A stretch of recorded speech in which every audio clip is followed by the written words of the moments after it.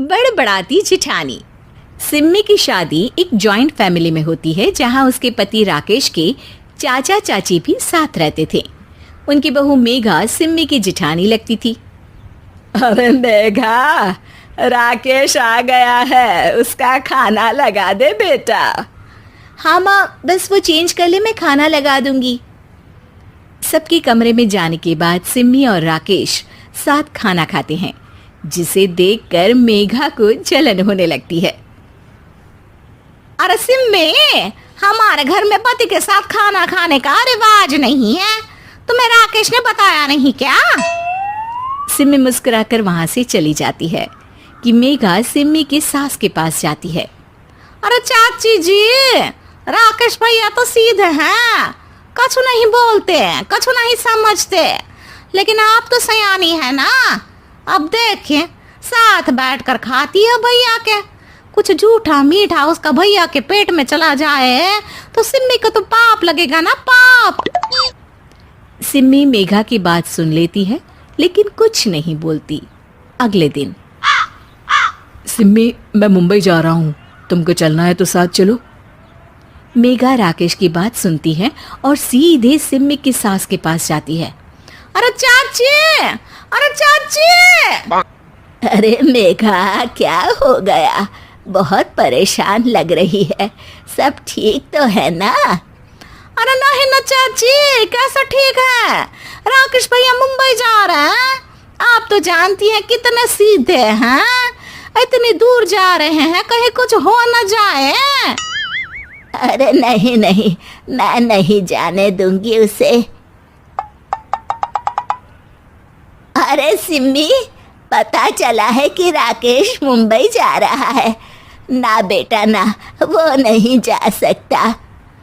अरे माँ, उन्हें ऑफिस के काम से जाना था, लेकिन आपको तो पता है ना, उन्हीं दिनों मेरे मायके में शादी है, तो वो अपनी जगह किसी और को भेज रहे हैं। अच्छा अच्छा, तो फिर ठीक है। सिम्मी समझ जाती है कि मेघा ने सास के कान भरे हैं। वो सास से कहती है, माँ जी, लेकिन हम दोनों कुछ दिनों के लिए मसूरी जा रहे हैं। आप तो जानती हैं कि शादी के बाद हम कहीं नहीं गए। अच्छा अच्छा, ठीक है, जाओ घुमाओ। सास वहां से चली जाती है। सिम्मी अपने कमरे में कपड़े पैक कर रही होती है कि तभी मेघा आ जाती है। अरे गर्मी में सर्दी के कपड़े काहे पैक कर रही हो? सिम्मी को मेघा पर नाराजगी तो होती है, लेकिन फिर भी वो कुछ नहीं बोलती। दरअसल मैं और राकेश हनीमून के लिए मसूरी जा रहे हैं ना। का हनीमून? हाँ हाँ, हनीमून। क्यों? हनीमून के लिए तो पति पत्नी ही जाते हैं ना, तो मैं और राकेश जा रहे हैं। मेघा भागकर सिम्मी की सास के पास जाती है। अरे चाची, सच में तुम लोगों जितना सीधा परिवार तो मैंने देखा ही नहीं है। अरे अकेले भेजोगे दोनों को? मैं और सुरेश तो कभी अकेले नहीं गए। हाँ भाई, हम तो परिवार में ही अच्छे, बड़ों के बीच, ऊपर से खर्चे है भगवान।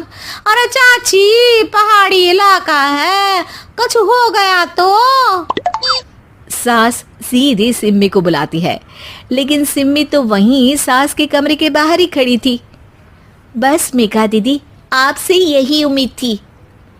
अरे बड़ी हूँ, घर के कायदे कानून तो मैं ही बताऊंगी ना। अरे तो अपने घर में रखिए ना सारे कायदे कानून। आपकी सास खुद खाना बनाती है, क्योंकि आप यहाँ आकर मेरी सास के कान भरती हैं। आपका पति हमेशा खुद खाना लेकर खाते हैं, क्योंकि आप मेरे घर में ये देखने के लिए बैठी रहती हैं कि मैंने और राकेश ने साथ खाना खाया तो खाया कैसे। मेघा दीदी, आप अपने घर और घर वालों का ख्याल रखिए, मेरे घर में ज़्यादा घुसने की ज़रूरत नहीं है। और हाँ, मैं अपने सास और पति को संभाल लूंगी। मेघा चिल्लाती हुई वहां से चली जाती है, जिसकी आवाज़ सुनकर राकेश वहां आ जाता है। सिम्मी, मैंने तो तुम्हें पहले ही अपने घर का माहौल बता दिया था। हाँ राकेश, तुम्हारे घर का माहौल बहुत अच्छा है, लेकिन बाहर से कुछ लोग आकर इसे खराब करना चाहते हैं, जो मैं नहीं होने दूंगी। सास सिम्मी की बात सुनकर कमरे में चली जाती है। सिमी और राकेश घूमने जाते हैं और जब वापस आते हैं तो दरवाजे में मेघा और उसके पति खड़े होते हैं, वो भी सामान लेकर। अब छोटे मर्यादा तोड़कर घूम रहे हैं तो हम काहे नहीं। अरे भाभी, तो आपको किसने मना किया है? वैसे भी 4 दिन की जिंदगी है, दूसरों के घर में ताक झाक करके बिताने से अच्छा हो मौज करके ही बिताओ। दोस्तों, अगर आपको हमारा वीडियो अच्छा लगा हो तो लाइक कीजिए, अपने दोस्तों के साथ शेयर करें और हमारे चैनल को सब्सक्राइब करें। Thank you.